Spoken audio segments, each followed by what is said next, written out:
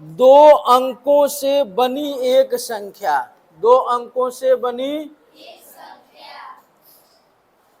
का दहाई का अंक इकाई के अंक से 5 कम है। कौन सा वाला कम है, दहाई वाला कि इकाई वाला? तो अधिक कौन है? बहुत अच्छा। यदि अंकों के स्थान बदल दिए जाएं, अंकों के स्थान, इसका क्या मतलब हुआ? जो अंक इकाई के स्थान पर है वो चला जाएगा दहाई के स्थान पर, और जो दहाई के स्थान पर है वो कहाँ जाएगा? इकाई के स्थान पर।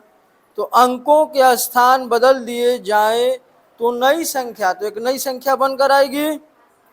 पहली संख्या के 7 गुने से 7 अधिक है, नई वाली संख्या अधिक है, तो वह संख्या बताइए। सबसे पहले लिखिए, माना इकाई का अंक बराबर y तथा दहाई का अंक बराबर x।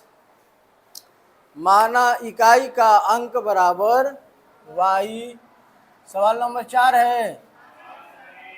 माना इकाई का अंक बराबर y तथा दहाई का अंक बराबर x। ठीक है, तो संख्या क्या बनकर आएगी? बहुत अच्छा, वेरी गुड। संख्या क्या बनकर आएगी? 10x plus y। यहीं पे एक चीज और लिख लीजिए, सवाल में एक चीज और बोला है, यदि अंकों के स्थान बदल दिए जाएं तो नई संख्या क्या बनकर आई, वो भी लिख लीजिए। यहाँ लिखिए सबसे पहले ऊपर, अंकों के स्थान बदलने पर, अंकों के स्थान, इकाई का अंक क्या हो जाएगा बेटा? इकाई का अंक क्या हो जाएगा? x। और दहाई का अंक क्या हो जाएगा? दहाई का अंक बराबर, तो नई संख्या क्या बनकर आएगी? बहुत अच्छा, very good, 10y plus x। इतनी सी बात समझ में आई। अब लिखना है पहली शर्त के अनुसार। क्या लिखिएगा? पहली शर्त के अनुसार। पहली शर्त के प्रश्न में पहला शर्त क्या दिया है? दो अंकों से बनी एक संख्या का दहाई का अंक इकाई के अंक से 5 कम है। दहाई का अंक यानी कि x, इकाई का अंक यानी कि y।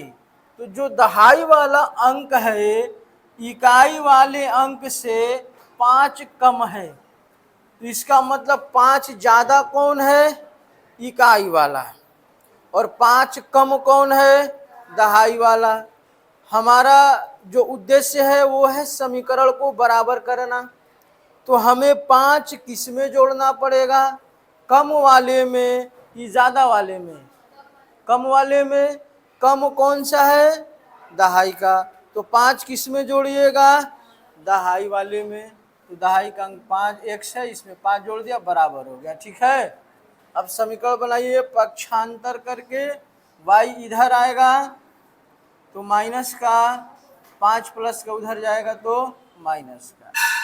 समीकरण नंबर 1। अब नीचे लिखिएगा, दूसरी शर्त के अनुसार। दूसरी शर्त के अनुसार। ठीक है, पहले दो पक्ष को हमें देखना है कि कौन कौन सा दो पक्ष है।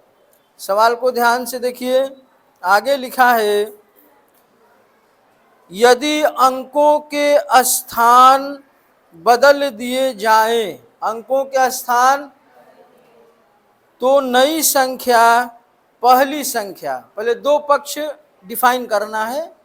नई संख्या एक पक्ष हो गया और पहली संख्या दूसरा पक्ष हो गया। तो पहले दोनों पक्षों को लिखिए। तो नई संख्या क्या है? 10y प्लस x नई संख्या हो गया, ये एक पक्ष हो गया। आगे बोला है नई संख्या पहली संख्या, तो पहली वाली संख्या कौन सा है? ये वाला, ये दूसरा पक्ष हो गया 10x प्लस y। तो दो पक्ष हमें मालूम चल गया। अब हमें क्या देखना है कि इसमें से दोनों पक्षों में से कौन सा पक्ष बड़ा है और कौन सा पक्ष छोटा है। और हमारा उद्देश्य क्या है कि समीकरण बनाना है। तो समीकरण के दोनों पक्ष बराबर होते हैं, तो जो छोटा वाला होगा उसी में गुणा करना है, जोड़ना है, उसको बराबर कर देना। तो अब ये हमें कैसे पता चलेगा कि कौन कितना बड़ा है, कौन कितना, इसकी जानकारी सवाल में दिया रहेगा। तो सवाल गौर से पढ़िए, समझ में आएगा। ध्यान से सुनना और समझना।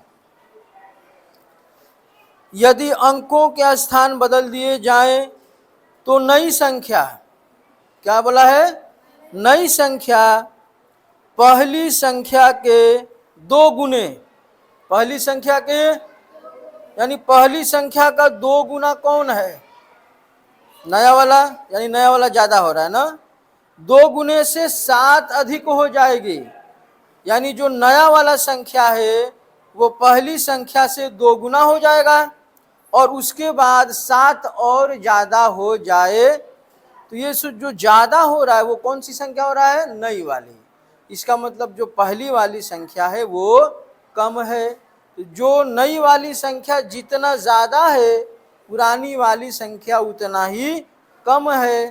तो नई वाली संख्या कितना ज्यादा है?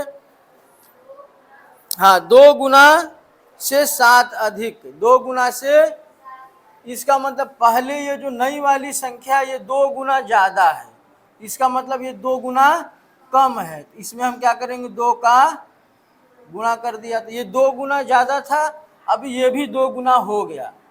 प्रश्न में आगे लिखा है कि 2 गुना से 7 ज्यादा है, यानी 2 गुना तो ये ज्यादा था ही, उसके बाद 7 और ज्यादा है, इसका मतलब ये 7 और कम था, तो इसमें 7 और जोड़ देंगे। बोलो, तो अब ये दोनों पक्ष क्या हो गया? बराबर हो गया। अब इसी को हल करके एक दूसरा समीकरण बनाएंगे। बनाइए। इंक नहीं भरे हो लोग क्या?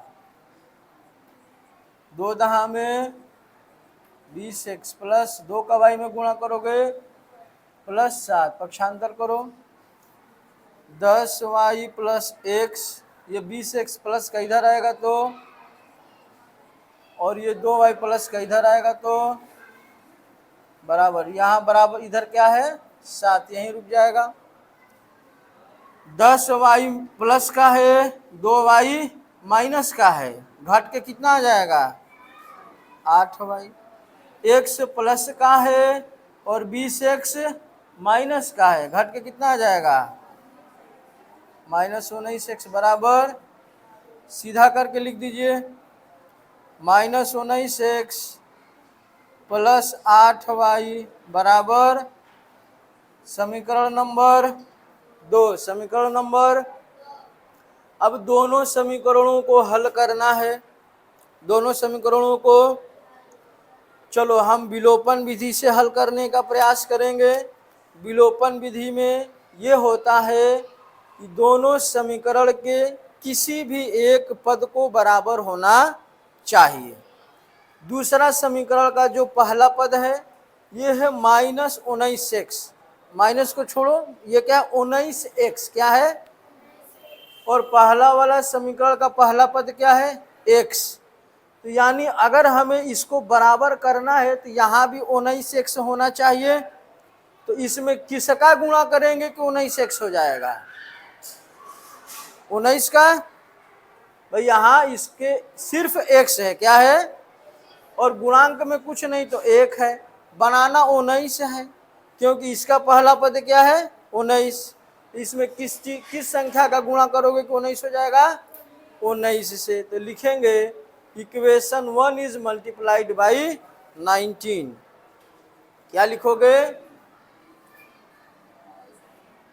रहमत, रहमत, दूसरे क्लास में से देखो कोई मार्कर है तो ले आओ। Equation 1 is multiplied by 19। 19 का x में गुणा करिएगा कितना आएगा? 19x माइनस 19 का y में गुणा करिएगा 19y बराबर 19 का 5 में गुणा करिएगा 19 पाँचे 95। कितना होगा? और माइनस का है तो समीकरण नंबर 3। अब ध्यान से देखिए, समीकरण 2 में भी 19x, समीकरण 3 में भी बराबर हो गया। यहाँ 19 प्लस का है, यहाँ 19x माइनस का है, तो एक प्लस का है और एक माइनस का है, कट जाएगा। तो दोनों समीकरण को क्या करेंगे? जोड़ देंगे। बताए थे ना, जब एक प्लस का हो और दूसरा माइनस का हो तो जोड़ते हैं। और घटाते कब हैं? जब दोनों का साइन सेम रहे। अगर ये माइनस का है, ये भी माइनस का रहता तो घटाते, ये प्लस का है, ये भी प्लस का रहता तो घटाते, लेकिन ये माइनस का है और ये प्लस का है तो क्या करेंगे? जोड़ देंगे। तो लिख दीजिए माइनस 19x प्लस 8y बराबर 7 बराबर समीकरण 2 था, और यहीं लिख दो equation number 3 plus equation number 2। ठीक है? क्या कर रही हो? हाँ, जोड़ो। जोड़ने में साइन चेंज नहीं होता है ना। ये 19x प्लस का ये माइनस का क्या हो जाएगा? कट जाएगा। यहाँ देखो 19y माइनस का है और 8y प्लस का है, तो 19 में से 8 जाएगा तो कितना बचेगा? 11। कितना बचेगा? प्लस का कि माइनस का? बहुत अच्छा। ये 95 माइनस का है और 7 प्लस का है। घटाओ, 5 में से 7 नहीं जाएगा, हासिल ले लेगा। 15 में से 7 जाएगा और ये 9 8 हो गया। और ये माइनस का है ना, क्योंकि 95 में से 7 घटाए हो तो 95 माइनस का है, तो यहाँ साइन क्या रहेगा? माइनस का। तो माइनस से माइनस क्या हो जाएगा? कैंसिल। 11y बराबर कितना हो जाएगा? तो y का मान कितना आ जाएगा बेटा? y बराबर कितना आ गया? अब y के मान को समीकरण 1 में रख दीजिए। y बराबर 8 समीकरण 1 में रखने पर समीकरण 1 क्या है बताइए? x माइनस वाई बराबर -5। क्या है? x माइनस वाई बराबर माइनस y का मान कितना आया है? x माइनस 8 बराबर माइनस x बराबर -5। ये -8 उधर जाएगा तो x का मान कितना आ जाएगा? 3। तो संख्या कितना आ जाएगा बता दीजिए? संख्या कितना था? 10x plus Y. 10 गुणे 3 प्लस 8, 10 तिहाई 30 प्लस 8 कितना आ गया? 38। कॉपी कर लीजिए।